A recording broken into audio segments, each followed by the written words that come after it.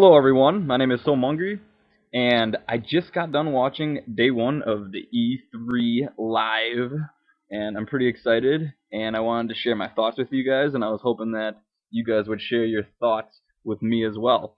I'm going to be going over a few games that I saw previews and demos for that myself, is really excited for. So I just referred to myself as, me, which is correct. But anyways, the games I'm going to be talking about are Modern Warfare 3, Tomb Raider, Halo, the new Elder Scrolls, Skyrim, Batman Arkham City, Need for Speed, The Run, Battlefield 3, and I'm going to keep it at that for now, actually. Alright, I'm going to start out with the Tomb Raider. I saw the new Tomb Raider trailer, or the gameplay, the demo he played it through, where she was running through what looked to be an underground cave.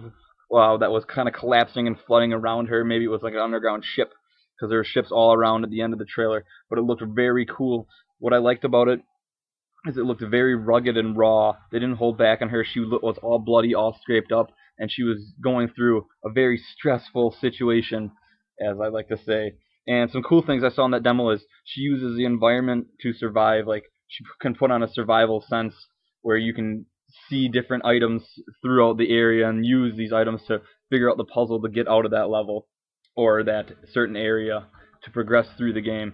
And this was very cool for me because it looks kind of like the evolution of Tomb Raider. Like, she's not really the fighting old school one with the two pistols out or whatever, and she looks more of like a survival, and it makes you feel for her, like she's in this situation that you just want to really help her get out.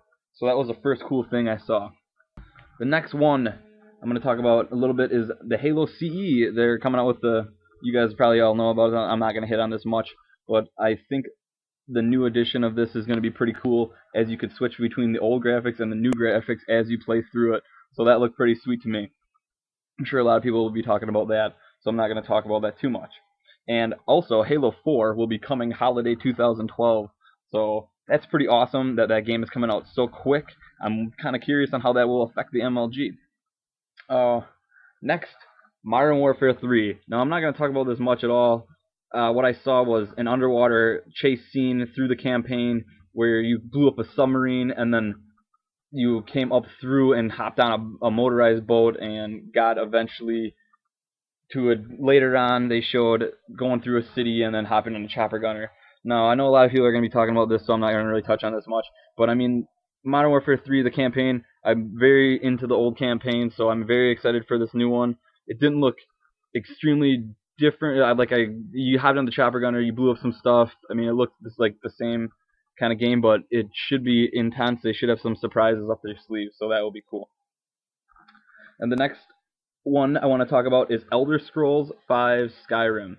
Now, this game, I'm not a huge RPG or like a fighting RPG style person, but this game looks absolutely amazing. And you can go buy this game and you know you're going to get your money's worth. There's over 300 hours of gameplay in this game, and which is a cool feature. I heard him mention this, and I saw him fighting this, is they have dynamic script in kind of their coding. If you don't know what that means, is dynamic would be on the fly, kind of changing for their dragons. So their dragons, they must have like a ton of different like reactions that dragons could do, possibility, and they must maybe randomize them, but the dragons get tougher and tougher, and you don't know how they're going to react. So every dragon is going to react differently to what you do, or to how you have to beat it, or something like that. But it's going to be dynamic. That's going to be something awesome. I haven't even heard of that in video games before, so that's going to be sweet.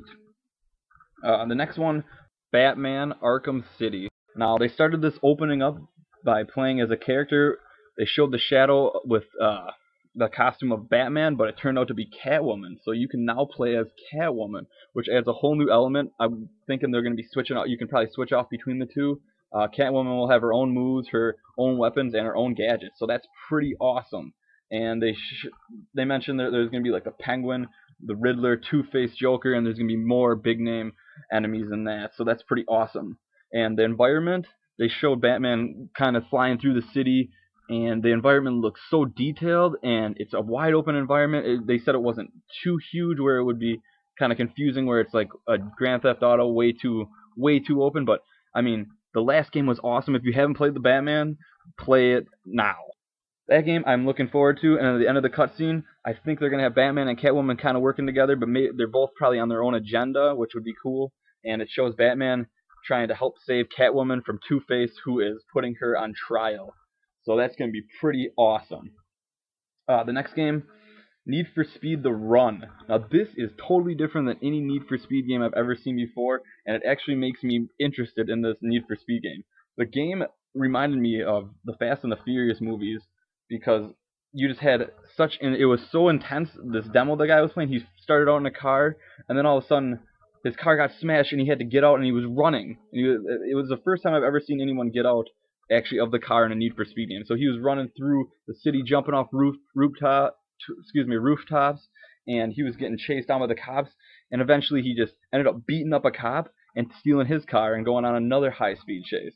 So they took a huge direction change on that, a whole 180, and they're allowing you to get out of the cars and involving some fighting and some fast-paced running away from like cops and stuff like that. So that should be pretty awesome, and that's called Need for Speed The Run, so I recommend checking that out as well too. And the last one I want to talk about a little bit is Battlefield 3. Now this has they call their new engine the Frostbite 2, and this allows for better destruction, cooler, more detailed landscapes and graphics, better sound, and more. They showed a brief trailer on the multiplayer, and it looks intense. It looks like it's going to be a little bit faster paced. They showed people going through subways. There's tons of explosions, and they showed a little bit of vehicle gameplay with some tanks and stuff like that. And they also showed some single-player gameplay, which was in a tank assault in the desert. And I mean, the gameplay looked very real to me. The clouds were amazing. The sun looked like you were actually staring at a real sun. And the environment, I mean, from the dirt that you were on to the mountains in the background, looked so real. And it looked just, the experience to me for Battlefield 3 is you feel like you're really at that war, because it's so real, versus like where you have, I'm not gonna say which one. You guys make your own opinion on which one you like better, but Modern Warfare 3 to me, it just seemed a little bit more like there's bullets flying at you everywhere, like some unreal stuff is going on. And Battlefield 3, they kind of are a little bit better with reality, and it makes you feel, I feel like you can actually feel like you're there in Battlefield. The demo, they're actually having a beta for this, I believe. Correct me if I'm wrong on this, but I heard the beta will be out in September 2011, and then the game will be released October 2011 on the 25th. So, I don't think I mentioned, but the Halo 4. Oh yeah, I did mention that. Never mind. I'm sorry, but that was my kind of highlights from watching E3 today, day one of E3. So I hope you guys will subscribe to me, leave a comment, tell me what you guys liked about E3, tell me what you didn't like.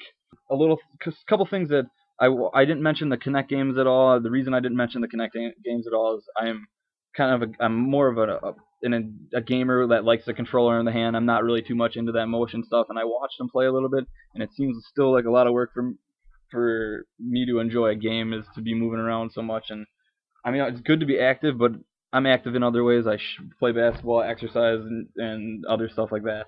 So you guys leave a comment, let me know what you guys think, rate the video, and sub if you have not, and have a great day, guys.